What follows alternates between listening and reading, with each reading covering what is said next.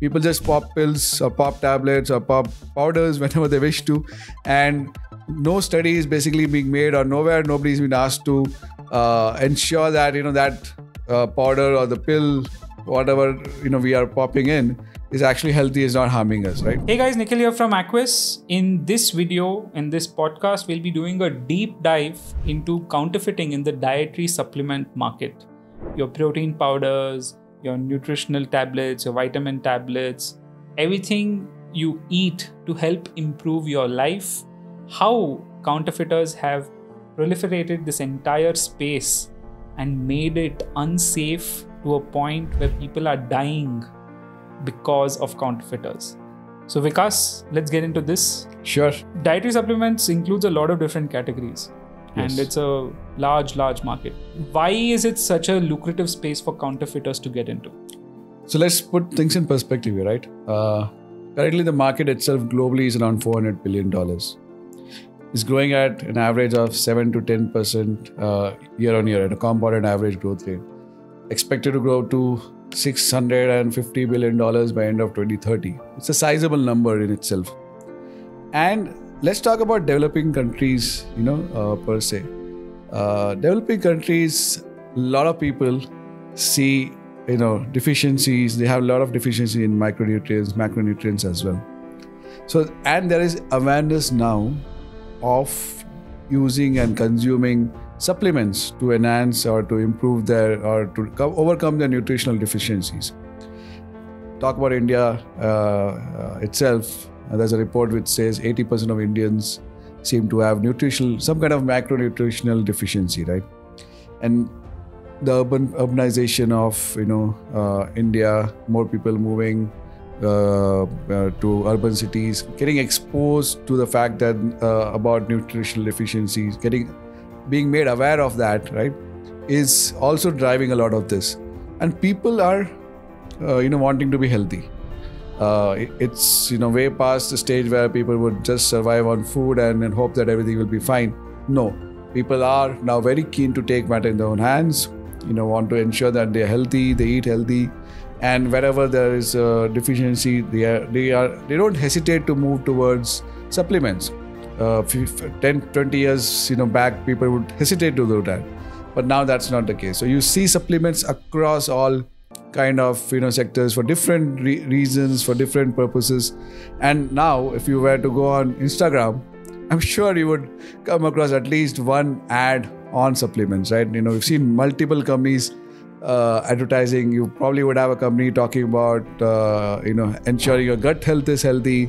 There'll be people who would talk about ensuring you get melatonin so that you're able to sleep well. Right. Then you have a lot of Ayurvedic supplements as well in country like India, and I'm sure in other countries will have the respective traditional medicine being marketed as supplements as well.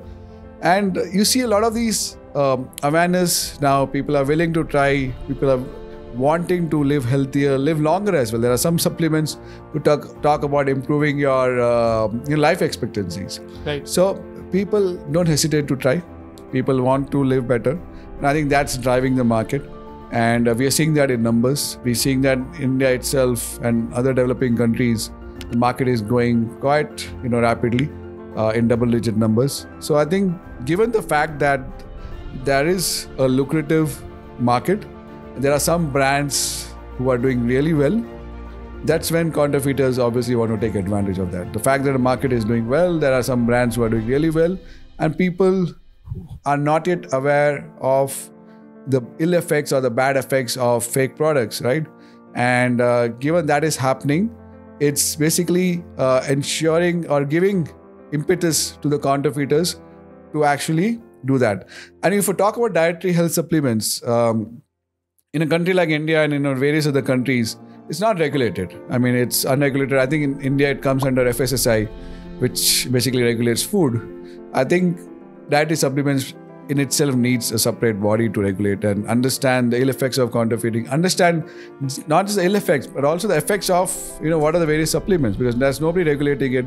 People just pop pills or pop tablets or pop powders whenever they wish to.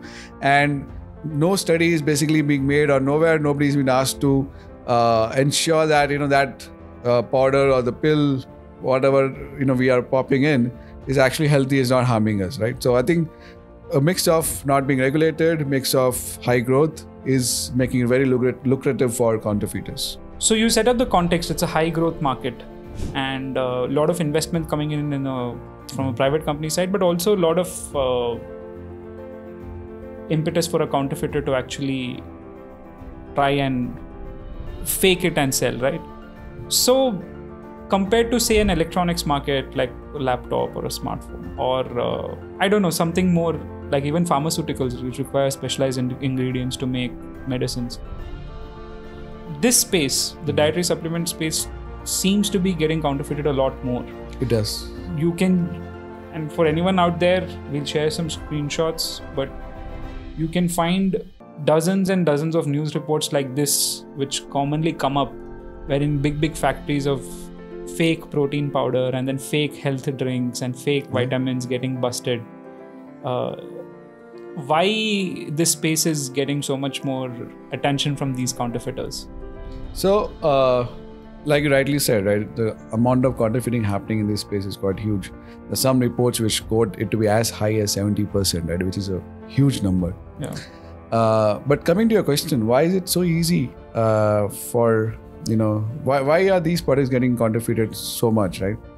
It's because of a primary reason that, one, there's no way for me to detect what I'm eating or consuming is a fake product. Because I can as well just grind rice and sell it as a protein powder to you, and you would not even know about it, right? Or I could just mix I could mix soy and gluten and then sell it to you as a protein powder, right? And you would not know about it. So it's very easy to make. The cost of making a counterfeit product is very low, and the margins are quite high. So when that happens, obviously it becomes lucrative, plus also quite easy for a counterfeiter to counterfeit these products, because what I just need to do is create a similar packaging, get something which may be edible, sometimes may not even be edible, just make a powder out of it or a pill out of it and try and market it as a supplement.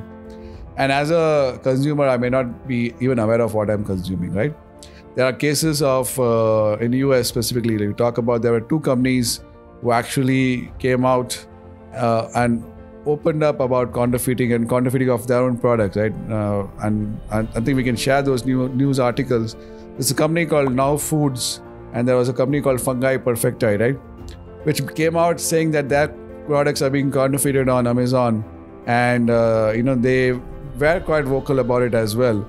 Plus, what was found that in these supplements, what was actually present was rice powder or gluten and soy mix. And other aspect of this is some people are allergic to gluten and soy. So when that happens, imagine you are consuming something assuming that there are no allergens inside the product, because the original product would not have that, right? An original product would be very considerate about that. But here you've just mixed two things and trying to sell it as a fake product, and it's obviously going to cause a lot of health issues to people who are consuming it. So the short answer is margins are quite high and cost to make a counterfeit is very low.